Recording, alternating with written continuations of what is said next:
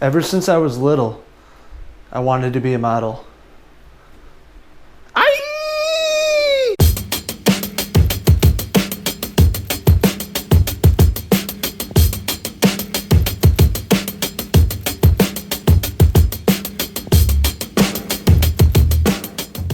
Hey friends, what's going on? Logan Myers here from Cinefellas.com, and I'm checking in with you with a recent artistic and somewhat delusional film, The Neon Demon. I don't even know where to begin with this. Nicolas Refn is probably one of my newer favorite directors. His films always push the boundaries. They're pieces of art in their own sense. They don't follow the normal format in films. He does what he wants, and he's heavy on visuals and the score that really tell the storyline. It's more visuals over substance, you might want to say.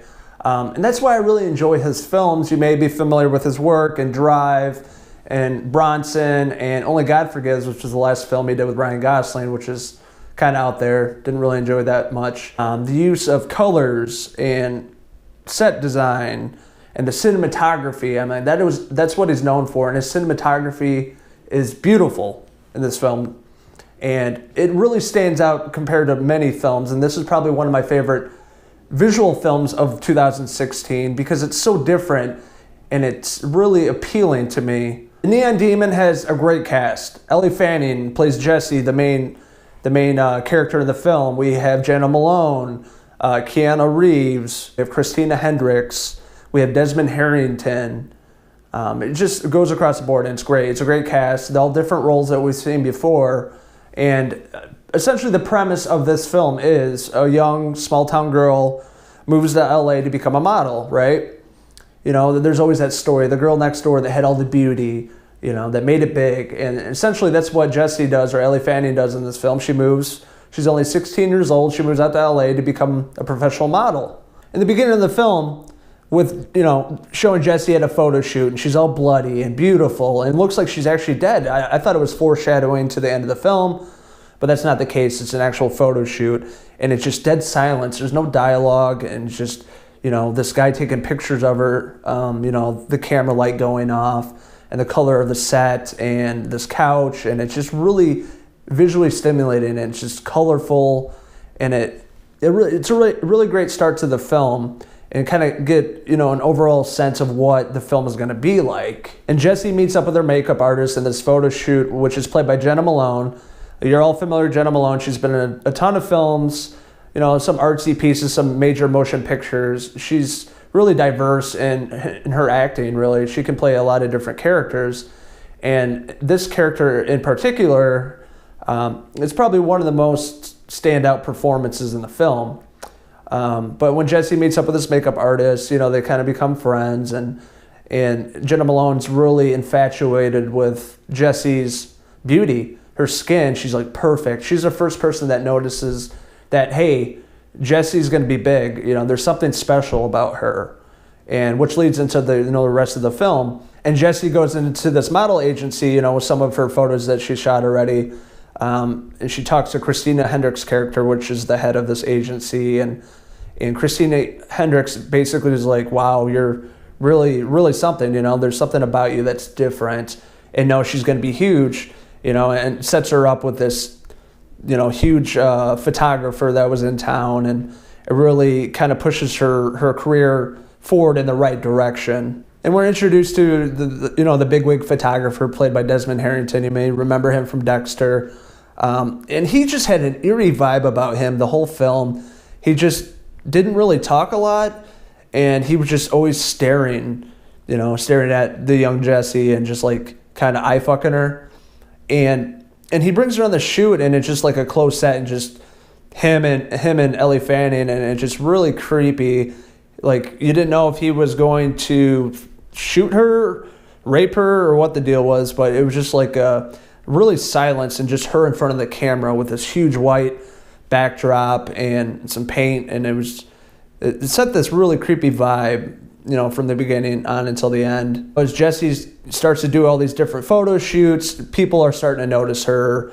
Big wigs in the industry, other models that have been, you know, shooting and being models for some time are kind of getting washed away. And other models in the industry are noticing, this young, small town girl showing up in the business and really catching the eye of everybody.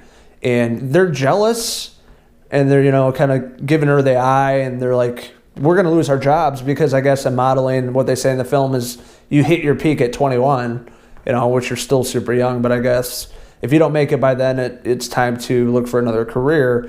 And that was a big part of the storyline, or, other models are getting washed out by Jessie because she's younger, more beautiful, and has a lot more to offer at her young age. And Keanu Reeves plays this motel owner, and Jesse's staying at his motel in California, and it's just a really shady, drug-infested prostitute motel that he's running. And it's a different character that, I have not seen him play, and he's not his normal character. He's just really creepy.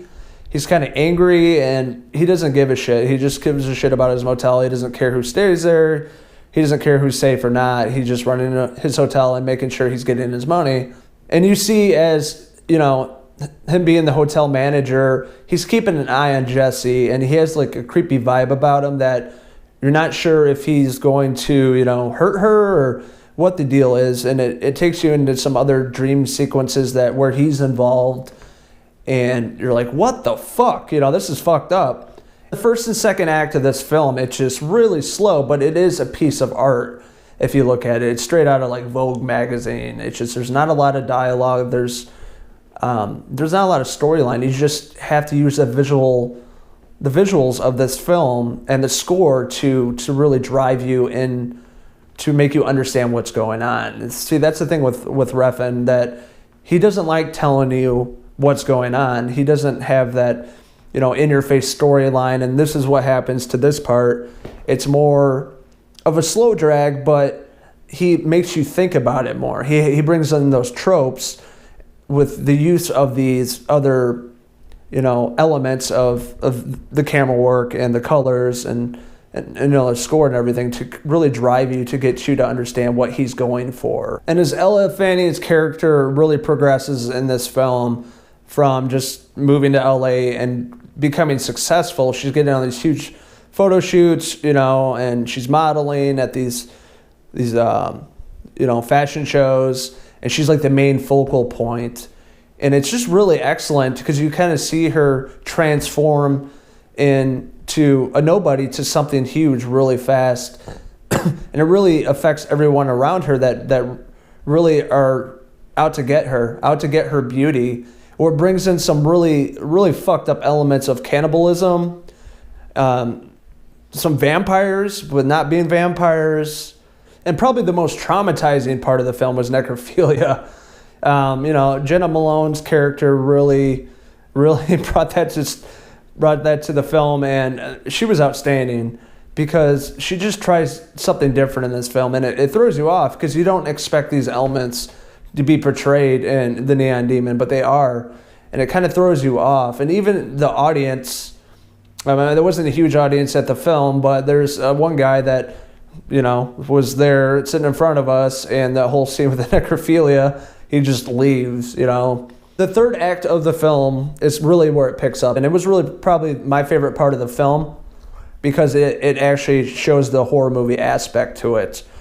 These models and Jessie and what they'll do to get what they want. And what I think the most fucked up and overall message this film is portraying is, and kind of horrific, is people will do what they have to do to get what they want, People are so obsessed with the way they look, and looking at models and being perfect and going under the knife, you get a facelift and doing this and that. And sometimes you have people that are just naturally, beautiful, and that's what people envy. And overall, I thought Nicolas Winding Refn really brought an original, script and film that we haven't had in a while. He puts them out every few years, and this film, Neon Demon, brought something original. It showed the horror side of LA. He brought an original script and did what he does best as to bringing cinematography as the main focal point and bringing that score by Cliff Martinez, which is always excellent. You bring in that 80s electronica sense to that specific scene in the film. And, it was all around. The more I think about it, I really enjoyed it. It took me a few days to process everything because it was really out there and fucked up. But that's why I love this director and this score, because it really stands out to other films in the genre. And Refn really overcompensates, the visuals over the overall substance of the film, the story. And he does it well, and that's why I really love this film. And The Neon Demon is definitely probably one of the best pictures this year in terms of visuals, cinematography, and score. But if you're not into that type of thing like me, you may not like it, so it's up to you. But I definitely recommend checking it out. And I'm going to give The Neon Demon a 3 out of 5 hero pieces. Until next time, this is Logan Myers signing out. Cheers!